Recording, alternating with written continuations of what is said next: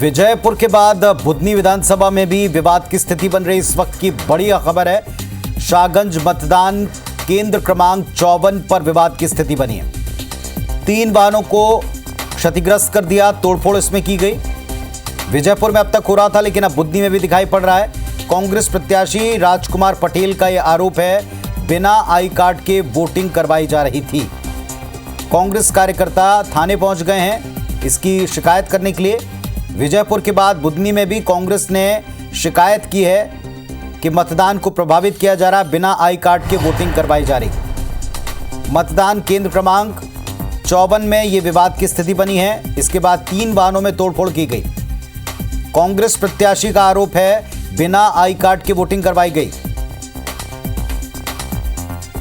तो बिना I card के वोटिंग हो रही थी, यह कहना है राजकुमार पटेल का। कांग्रेस प्रत्याशी रमाकांत भार्गव और राजकुमार पटेल दोनों के बीच में मुख्य मुकाबला है।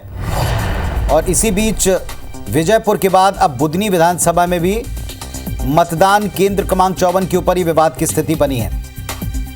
अतुल तिवारी सहयोगी हमारे साथ में जुड़ गए हैं। अतुल, बताएं विवाद की क्या वजह है और कोई निदान इसका मिला? जी, सुबह से ही शांतिपूर्वक मतदान बुधनी विधानसभा में जो ग्राम सायगंज उस पर चल रहा था। सायगंज के ही बूथ क्रमांक 54 में सुबह रमाकांत भार्गव ने अपना मतदान किया था। उसके लगभग 1 घंटे बाद अभी कुछ कांग्रेस कार्यकर्ताओं का आरोप है कि भाजपा कार्यकर्ताओं ने हमारी गाड़ी में तोड़फोड़ की है। फिर तुरंत राजकुमार पटेल उस मतदान केंद्र पर पहुंचे और राजकुमार पटेल ने स्थिति जानकर पुलिस से भी चर्चा की है। और राजकुमार पटेल का आरोप है कि भाजपा कार्यकर्ताओं के द्वारा हमारे कार्यकर्ताओं की गाड़ी में तोड़फोड़ की है।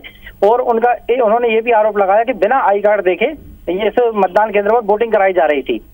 तो उसके बाद कांग्रेसी कार्यकर्ता और राजकुमार पटेल नाराज हुए। साथ में जो वाहन में कांच फोड़े गए थे इन वाहनों के, उन वाहनों को भी लेकर थाने पहुंचे। और थाने में जाकर अभी सब कांग्रेसी कार्यकर्ता एकत्रित हैं और लगातार पुलिस से कार्रवाई करने की मांग कर रहे हैं।